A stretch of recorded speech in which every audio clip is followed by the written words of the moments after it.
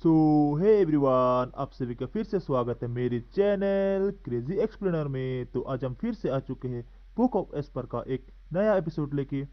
जिसने पिछले वाला एपिसोड नहीं देखा जाकर पहले वो देख लो, और जिसने पिछले वाला एपिसोड देख लिया तो शुरू करते हैं आज का ए वाला एपिसोड।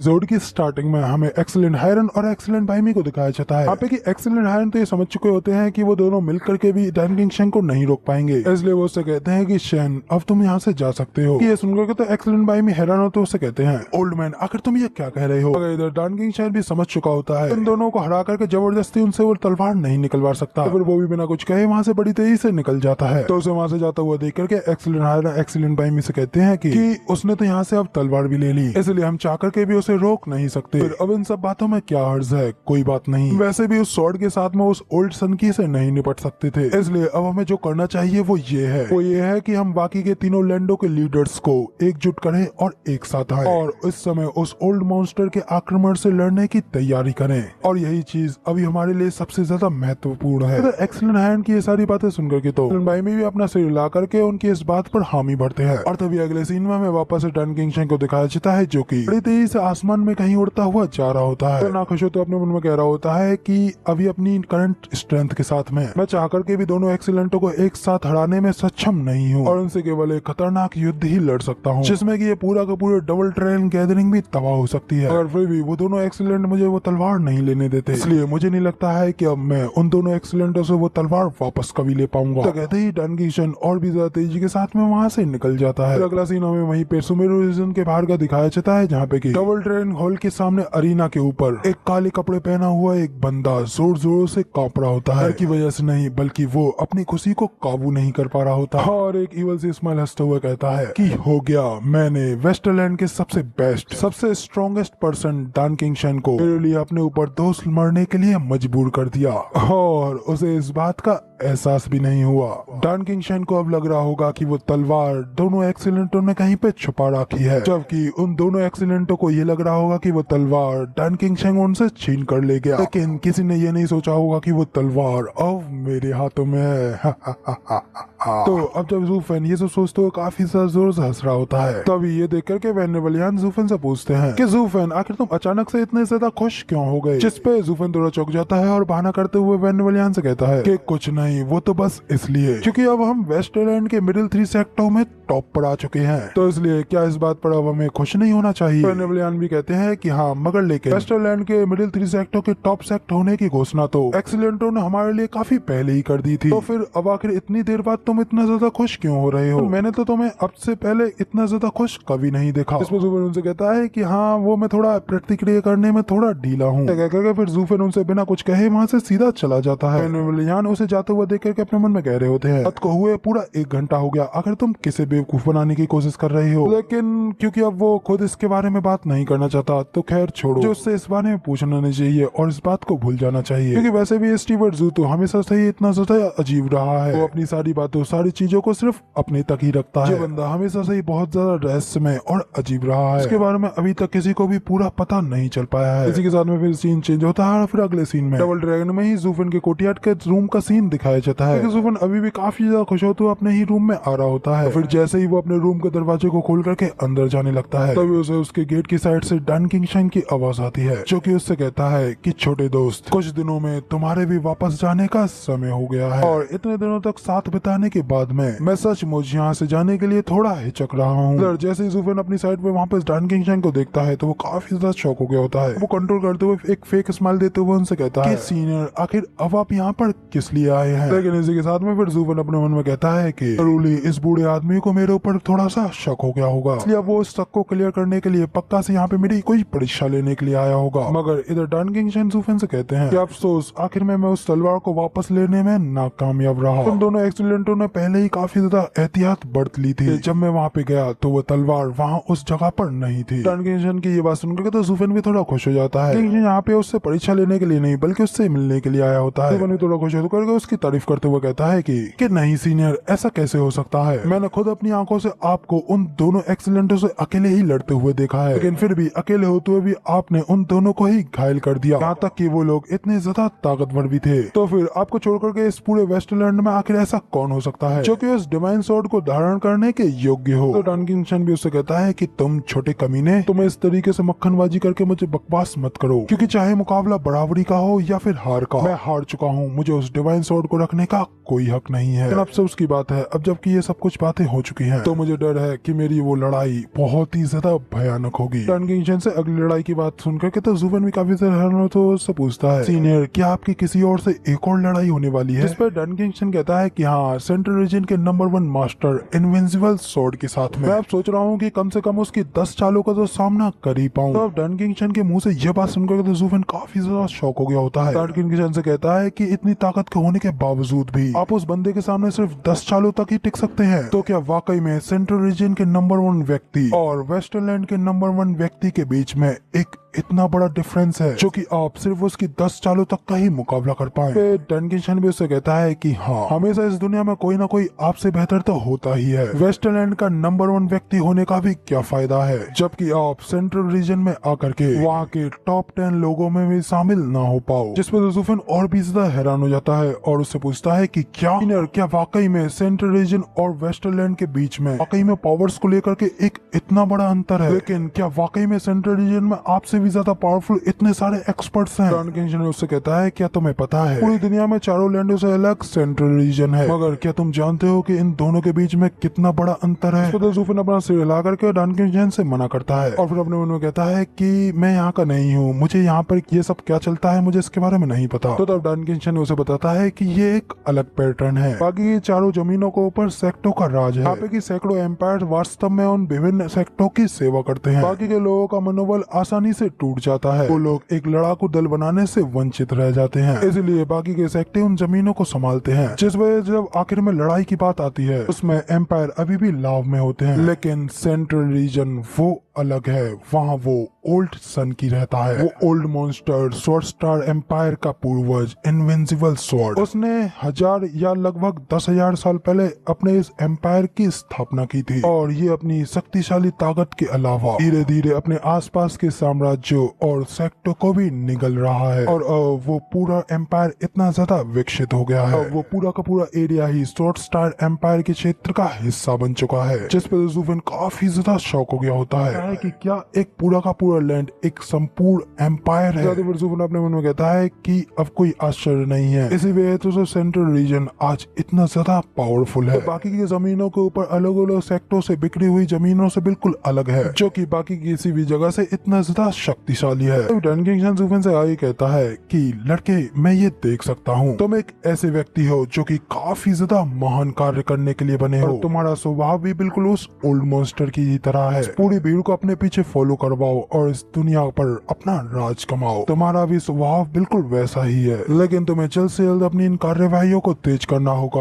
और अपनी ताकत को बढ़ाना होगा, क्योंकि सेंट्रल रीजन ने पहले ही अपनी कार्यवाही शुरू कर दी है। हालांकि इस चीज में भी काफी ज्यादा समय लगेगा, लेकिन अभी तुम काफी ज्यादा यंग हो और तुम्हारे पास में समय बहुत कम है। तो डन किंगशन की ये सारी बातें सुनकर तो ज़ुवेन काफी ज्यादा चिढ़ गया होता है और अपने मन में कहता है कि आखिर अब मेरे साथ ये सब क्या हो रहा है। लेकिन फिर डन किंगशन ने उसे देखते हुए उससे कहता है कि उस ओल्ड मॉन्स्टर ने अपने एक छोटे से एम्पायर से शुरुआत की थी और अब इन 1000 वर्षों के विकास के बाद में उसने पूरे के पूरे सेंट्रल रीजन को एकजुट कर दिया है, सिर्फ अपना एक स्वॉर्ड स्टार एम्पायर खड़ा किया है और अब उसकी नजरें इस पूरी दुनिया के ऊपर हैं। वो अब इस पूरी दुनिया को ही अपने इस एम्पायर के नीचे लाना चाहता है। हर किसी को उसके स्वॉर्ड स्टार एम्पायर में शामिल होना पड़ेगा, तुमको भी और टियानियों को भी। डन किंगशन के मुंह से टियानी की बात सुनकर तो ज़ुवेन की भी आंखें खुली की खुली रह जाती हैं। फिर वो अपने मन में सोचता है कि बस मुझे ज्यादा से ज्यादा अपनी कल्टीवेशन के ऊपर ही फोकस करना है और जल्द से जल्द वापस अपने सीक्रेट डोमेन में जाना है। मगर डन किंगशन ने अभी अभी तो मुझसे ये कहा है कि बहुत जल्द ही पांचों लैंडों के ऊपर एक बड़ा केओस आने वाला है, तो पांचों जमीन पर बुरी तरीके से हाहाकार फैल जाएगा और लुओकलैंड का भी इस गड़बड़ी में ना फंसना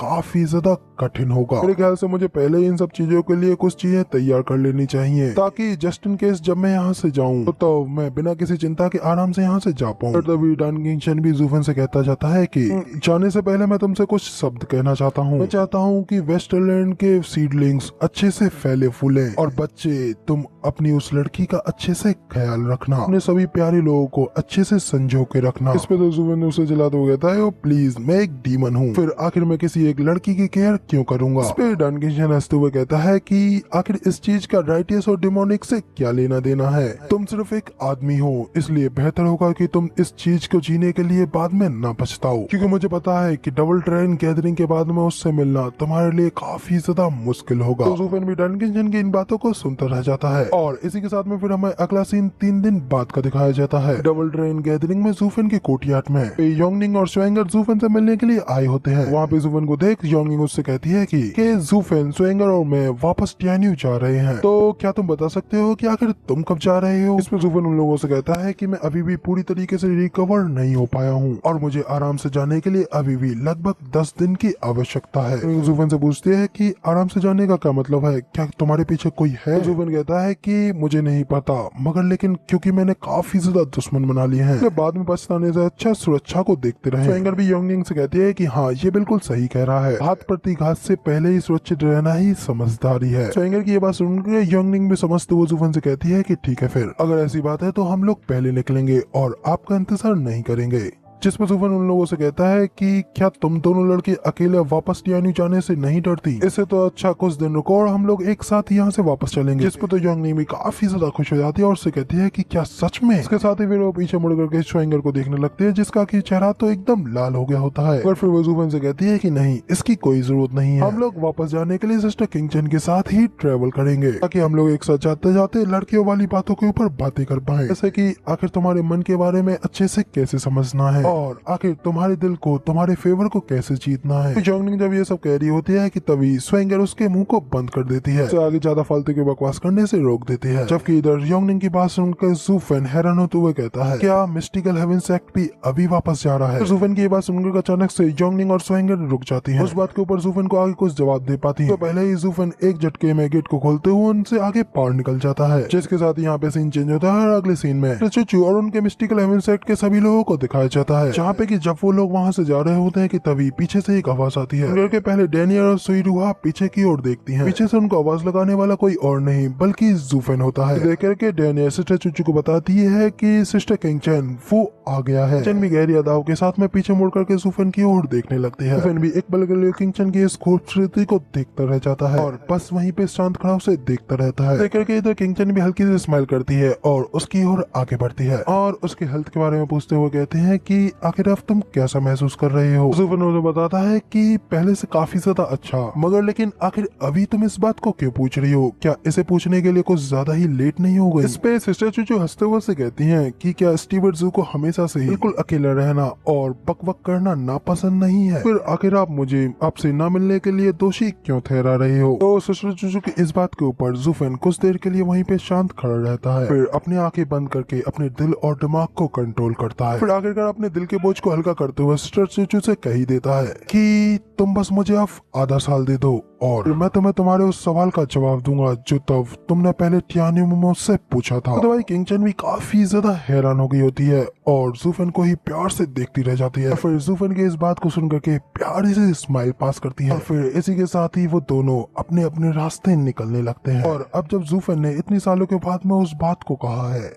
तो उस वजह से सिस्टर चुचू भी काफी ज्यादा इमोशनल हो गई होती हैं। इस वजह से उनकी आंखों से खुशी के आंसू भी निकलने लगते हैं। देखकर डैनियल भी किंगचन के लिए परेशान हो तो उससे कहती है कि किंगचन क्या दिक्कत है, आखिर आप रो क्यों नहीं हैं। किंगचन काफी ज्यादा खुश होते हुए उससे कहती है कि वो फाइनली मुझे अपना जवाब देने वाला है। इस पे डैनियल और सुइरुहा को तो कुछ भी समझ में नहीं आता, लेकिन पीछे खड़ा हमारा वो जख्मी आशिक वो सब कुछ समझ गया होता है और अपनी एक गंदी सी हंसी हंसते हुए कहता है कि आधा साल बहुत अच्छे, ये तो काफी है मेरे लिए। साथ ही फिर सीन चेंज होता है और अगला सीन फिर हमें सीधा 10 दिन बाद का दिखाया जाता है, जहाँ पे कि अब ज़ूफ़ेन ने अब पूरी तरीके से अपने आप को रिकवर कर लिया होता है। अब वो वहाँ से जाने के लिए अपने रूम से बाहर निकलता है। उसके रूम के सामने वेनेवलियान और बाकी के सभी लोग खड़े होते हैं। साथ ही फिर वेनेवलियान उससे कहते हैं कि ज़ूफ़ेन अब बस तुम ही यहाँ पर अकेले बचे हुए हो, तो बताओ क्या अब हम लोग यहाँ से जा सकते हैं। तो अब इसके साथ ही फिर ज़ूफ़ेन उनके साथ में चलने लगता है। तो वेनेवलियान को उससे कहते हैं कि मैंने पहले ही मेरी सेक्ट को एक जेट स्लिप भेज दिया है जिसमें मैंने कहा है कि हम लोग 2 महीने बाद में वापस आने वाले हैं। मैंने अभी तक उन लोगों को हमारी जीत की खुशखबरी नहीं दी है। जुफन उनसे कहता है कि क्या आप उन्हें चिंता से बीमार कर देना चाहते हो।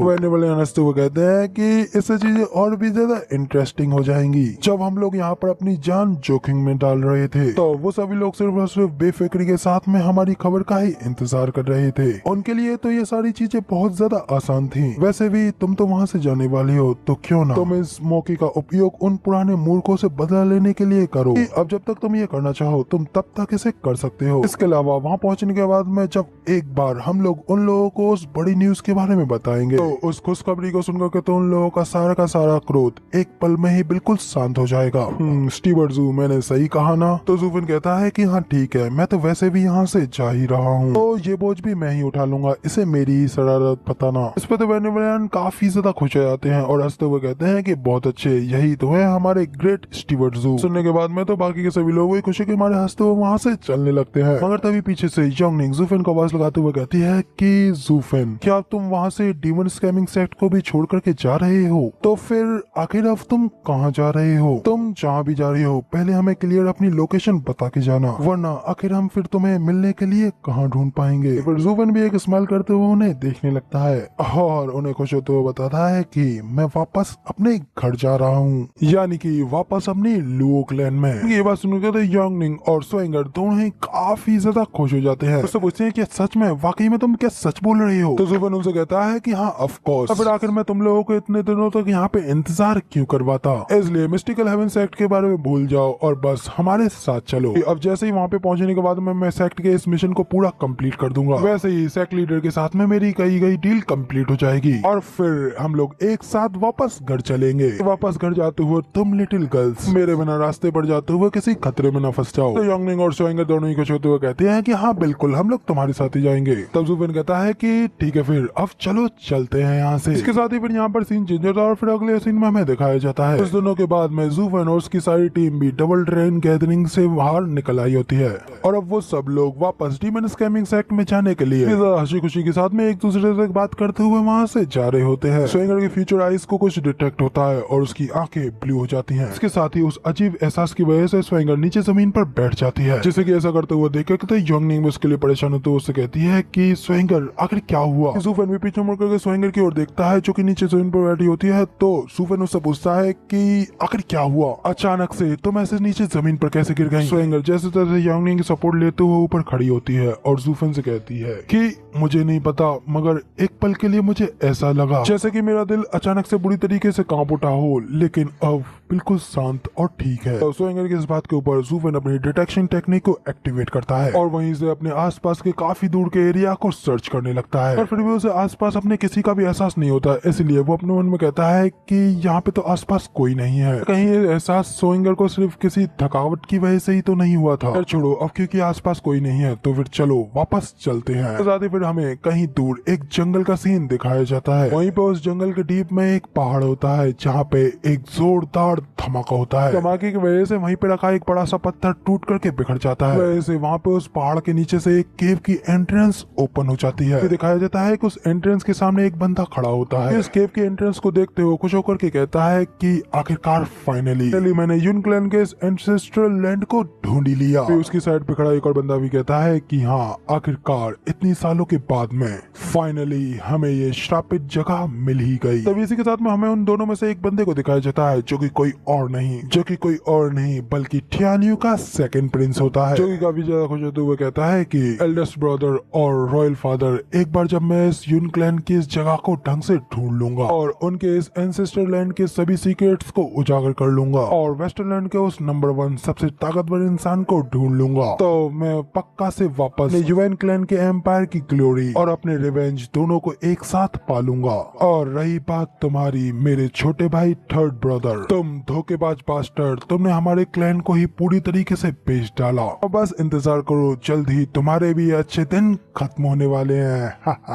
फिर उसकी साइड पे खड़ा दूसरा इंसान उससे कहता है कि सेकंड प्रिंस, अब मैं इस पूरे रास्ते को स्कॉट करने के लिए आगे जा रहा हूँ, इसलिए प्लीज आप भी मेरे पीछे पीछे आइए और काफी ज्यादा केयरफुल रहना। सेकंड प्रिंस भी कहता है कि हाँ बिल्कुल, तुम्हारा शुक्रिया ब्लैक ईगल। तो फिर वो ब्लैक ईगल अपने हाथ में मशाल लेते हुए आगे आगे जाने लगता लगता है और उसके पीछे सेकंड प्रिंस चलने लगता है। अभी वो दोनों लोग उस गुफा में एंटर करते हैं जो कि काफी ज्यादा बड़ी होती है। वो लोग धीरे धीरे काफी ज्यादा सावधानी के साथ में आगे बढ़ने लगते हैं और तभी सेकंड प्रिंस ब्लैक ईगल से कहता है कि ब्लैक ईगल, तुम्हारी मदद के बिना मैं कभी भी यहाँ तक इतनी दूर तक नहीं आ पाया होता। यहाँ पे युन क्लैन के इस एंसेस्टर लैंड तक पहुँचने के लिए हमने रास्ते में कितनी सारी अनगिनत कठिनाइयों का सामना किया। इस कठिन रास्ते में धुंध के ऊपर धुंध, लेयर बाय लेयर हमारे सामने आई और कई सारे फॉर्मेशन ट्रैप्स और मैकेनिज्म ने हमारे रास्ते को भी रोका। इसमें न जाने हमारे कितने लोग मारे गए और कितने वापस भाग गए। अब यहाँ सिर्फ केवल मैं अकेला ही रह गया हूँ और मेरे इस जीवन और मृत्यु के रास्ते पर सिर्फ तुम ही अकेले साथ खड़े रहे हो। इसलिए मैं वादा करता हूँ तुम और मैं, हम दोनों ही आज से एक सगे भाइयों की तरह रहेंगे। उनका कहते भाई ब्लैक ईगल भी काफी ज्यादा हैरान हो गया होता है और अपने मन में कहता है कि मैंने ये कभी भी नहीं सोचा था। हम लोग सेकंड प्रिंस को मॉडल के रूप में इस्तेमाल करने के क्राउन प्रिंस के इस प्लान को फॉलो करेंगे। फिर भी ये सेकंड प्रिंस एक दिन मेरे साथ ऐसा व्यवहार करेगा। इन बातों से ब्लैक ईगल काफी ज्यादा इमोशनल हो जाता है। सेकंड प्रिंस को क्राउन प्रिंस के प्लान के बारे में बताते हुए कहता है कि सेकंड प्रिंस एक्चुअली कहीं पता है कि अचानक उसका पैर एक ट्रैप के ऊपर आ जाता है और वो ट्रैप अचानक एक्टिवेट हो जाता है, जिस वजह से उन दोनों के नीचे की जमीन गायब हो जाती है। तो वो दोनों लोग उस ट्रैप की बड़ी सी खाई में गिरने लगते हैं। खाई इतनी ज्यादा बड़ी होती है कि कुछ देर तक गिरने के बाद में भी उन्हें नीचे की जमीन नजर नहीं आ रही होती। लेकिन प्रिंस तो उस गहराई को देखते हुए ब्लैक ईगल से कहता है कि ब्लैक ईगल, क्या तुम हवा में नहीं उड़ सकते क्या? ब्लैक ईगल उससे कहता है कि नहीं, ये गुफा बहुत ही ज्यादा अजीब है ताकि मैं एक डिग्निफाइड हेवनली प्रोफाउंड रियल्म का एक्सपर्ट भी इस अजीब सी गुफा में अपनी पावर्स का इस्तेमाल करते हुए बिल्कुल नहीं उड़ सकता। और पता नहीं हम लोग अभी भी लगातार नीचे गिरते जा रहे हैं। मुझे कोई अंदाजा नहीं है कि आखिर इस गुफा का अंत कहाँ पे है और हम कहाँ पे जाकर गिरेंगे। तो वह कहता है कि सब खत्म हो गया, सब कुछ पूरी तरीके से खत्म हो गया। ये गड्ढा इतना ज्यादा गहरा है कि हम लोग न जाने कब से गिर रहे हैं। अब जब एंड में जब हम लोग सचमुच में नीचे जमीन पर गिरेंगे, मुझे नहीं लगता है कि फिर उसके बाद में हमारे पास में जिंदा रहने की कोई उम्मीद भी होगी। मेरी जिंदगी यहीं पे खत्म होने वाली है। लगता है कि हेवेंस भी यही चाहता है कि मैं यहीं पे खत्म हूँ। लेकिन तभी अचानक नीचे गिरते गिरते उनके सामने एक पर्पल लाइटनिंग ग्लो करने लगती है। सेकंड प्रिंस काफी ज्यादा हैरान हो जाता है और फिर जैसे ही वो लोग उस लाइट को पार करके अंदर आते हैं तो अचानक से वो लोग अपने आप को एक अलग ही स्पेस, एक अलग ही दुनिया में पाते हैं। यहाँ पे वो लोग वहीं उस पर्पल दुनिया के स्पेस में फ्लोट कर रहे होते हैं। अचानक से एक बड़े से आदमी की थर्मो बॉडी उन लोगों के सामने अपेयर होती है और वो बड़ा सा आदमी उन लोगों से कहता है, मैं हूँ 10 एंशिएंट सोवेरियंस में से एक, युन क्लैन एंसेस्टर सोवेरियन युन। हालांकि मैं कई साल पहले ही मर चुका हूँ, लेकिन मेरी कॉन्शियसनेस का टुकड़ा अभी भी मेरी क्लैन को बचाए रखने के लिए यहाँ पर जिंदा है। तो क्या तुम मेरी क्लैन के डिसेंडेंट हो जो कि यहाँ पर मुझे रेस्पेक्ट पे करने के लिए आए हो? तो वहाँ पे सोवेरियन युन स्वान को देख करके और उनकी पावर्स को देखते हुए प्रिंस और ब्लैक ईगल काफी ज्यादा हैरानी के साथ में उन्हें बस देखते ही रह जाता है। अभी सोवेरियन युन उन्हें देख करके आगे उनसे कहते हैं, अगर तुम लोग वाकई में मेरे वंश के हो तो फिर आखिर तुम्हें इस ओल्ड मंजिल के सामने झुकने में क्या कठिनाई हो रही है? अपने आप को मेरे इन अवशेषों की छाया में पूरी तरीके से सौंप सकते हो। तो मैं तुम लोगों को एक पल की शांति और सुरक्षा प्रदान करूंगा। अगर सोवेरियन युन की ये बात सुनने के बाद में तो उसे इस तरीके से देखने के बाद में तो सेकंड प्रिंस भी अपने मन में कहता है, तो युन क्लैन के एंसेस्टर लैंड एक इस तरीके के टेरिफाइंग एक्सपर्ट को छुपाई हुए थी। सोचते हो सेकंड प्रिंस के माथे से पसीने छूटने लगते हैं और वो आगे कुछ नहीं कर पाता। तो सोवेरियन युन भड़कते हुए उससे कहते हैं कि अगर तुम लोग मेरे युन क्लैन के लोग नहीं हो तो फिर मेरे युन क्लैन के इस फॉरबिडन लैंड में घुसपैठ करने का मतलब है कि अब तुम्हें अपने इन अपराधों के लिए हमेशा के लिए अपनी इस जिंदगी और अपनी सभी हड्डियों को मेरी इस जगह पर ही दफनाना होगा। जो सुनकर तो भाई सेकंड प्रिंस और ब्लैक ईगल दोनों ही काफी ज्यादा घबरा जाते हैं। अपने मन में कहते हैं कि क्या अब हमें पता चला है कि यहाँ पर सिर्फ और सिर्फ युन क्लैन के ही लोग आ सकते हैं, के अलावा अगर यहाँ पर कोई और व्यक्ति आएगा तो यहाँ पर मारा जाएगा। तब सोचते हो सेकंड प्रिंस तो काफी ज्यादा डर जाता है और उसके मुंह से एक शब्द नहीं निकलता। अचानक से उसे कुछ सूझता है और फिर वो एंसेस्टर युन से कहता है कि नहीं एंसेस्टर, मैं युन क्लैन का ही एक डिसेंडेंट हूँ और मेरा नाम युन योंग है। तो ब्लैक ईगल भी उसे देखते हुए अपने मन में कहता है कि प्रिंस सचमुच तुम तो वाकई में काफी ज्यादा बदल चुके हो। इतनी जल्दी दिमाग लगा करके अपनी जड़ों को भी भुला दिया, यहाँ तक कि इसके सामने अपने सरनेम को भी त्याग दिया। तो फिर ब्लैक ईगल भी सोवेरियन युन से कहता है कि एंसेस्टर, हाँ हम दोनों ही युन क्लैन के डिसेंडेंट है और मेरा नाम युन यिंग है। तो ये बात सुनने के बाद में तो सोवेरियन युन अपनी पावर्स का इस्तेमाल करते हैं। जैसे उनकी दोनों आंखें सितारों की चमक में चमकने लगती हैं और वो उन लोगों से कहते हैं, तुम लोग युन क्लैन के डिसेंडेंट हो कि नहीं ये तुम लोगों को डिसाइड नहीं करना है। ये चीज तभी डिसाइड होगी जब ये ओल्ड मैन इस चीज की पुष्टि करेगा, फिर उस जजमेंट पर इस बात का महत्व होगा। इसके साथ ही सोवेरियन युन उन लोगों के ऊपर अपनी आंखों की पावर्स का इस्तेमाल करते हैं। पावर्स से जाने लगते हैं कि वो लोग सच में युन क्लैन के डिसेंडेंट है कि नहीं। से उनको उन लोगों के बारे में पता चलता है। काफी ज्यादा गुस्से में चिल्लाते हुए उनसे कहते हैं कि तुम लोग इमोर्टलाइज के होते हुए आखिर तुम लोग मेरी ब्लड लाइन का होने का दावा कैसे कर सकते हो? तुम तुच्छ आम लोगों, आखिर तुम्हारी हिम्मत कैसे हुई यून क्लैन के इस फॉरबिडन ग्राउंड में इस तरीके से घुसपैठ करने की? इसके लिए अब तुम लोग सिर्फ और सिर्फ यहाँ पर मरना डिजर्व करते हो। कहते ही सोवियत यूनियन की वो सोल का टुकड़ा अपनी पावर्स का इस्तेमाल करते हुए आसमान से काफी ज्यादा बड़े बड़े मीटियोराइट से उन लोगों के ऊपर हमला कर देता है। वैसे सेकंड प्रिंस और ब्लैक ईगल काफी ज्यादा घबरा जाता है। सोवियत यूनियन के खतरनाक पावर के प्रेशर में हिल भी नहीं पाते।